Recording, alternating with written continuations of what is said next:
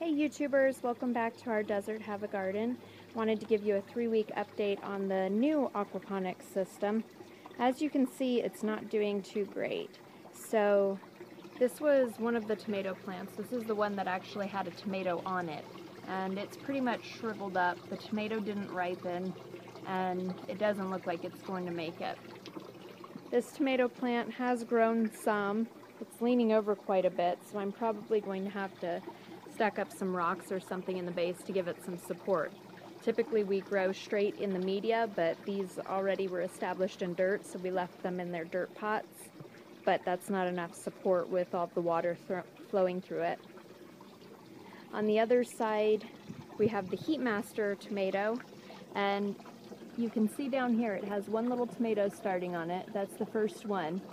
It has had several flowers, but that's the first tomato, and it's quite small. But it does look like it's doing quite well. And then this guy back here, a little bit of growth, but not looking real hot. So we have had some problem with tomato hornworms, and we've just been picking them off of here. I probably should spray it with some BT. You can see here where the leaves have been eaten off by the tomato hornworms. They have really good camouflage. They have stripes just like the backs of the leaves, and then they have a little horn on their tails. But we feed those to the chickens and they like them. But they can devour a plant pretty quickly. So because this plant over here died and we're not seeing too much production going on, I did plant a few orach seeds in the media over here. I don't see any have popped up yet. But the watering system with it on a constant flow does seem to be working. It doesn't seem to affect it, so we won't switch to a bell siphon. Now it does use quite a bit of water. The water goes down, I don't know, maybe 15 to 20 gallons a week. So we do have to fill it up because the top is open. You see that bubbling there on the surface. That's actually the fish bubbling up. It's easier to see them at night in the dark, but the fish are growing really quickly, and the overall health of the system is very good. And this is our second aquaponics garden. This one is the one that we've actually have established for a couple years now. We're approaching, I believe this is going to be our 3rd year anniversary that we're coming up on in September. It's currently June. But you can see that we're getting lots of cucumbers.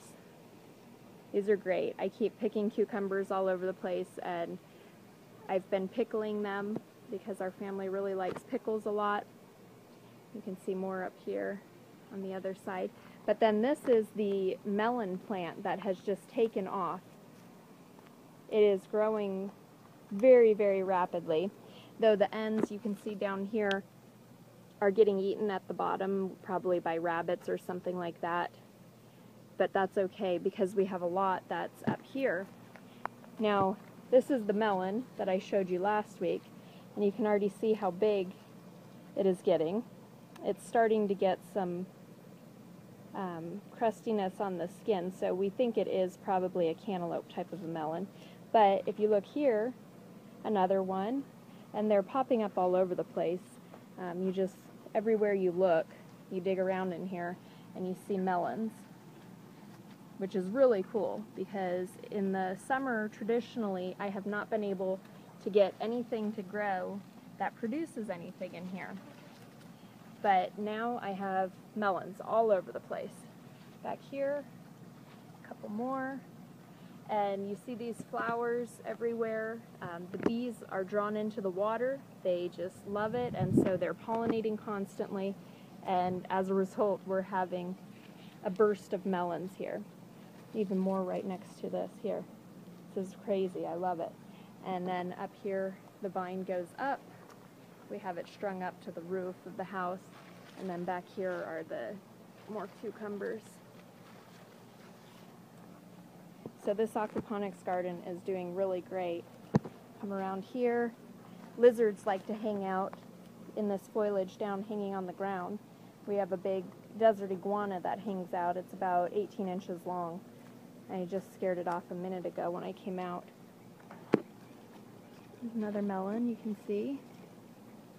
And then up here in the floating bed, we're still seeing some growth on these little squashes that I planted up here.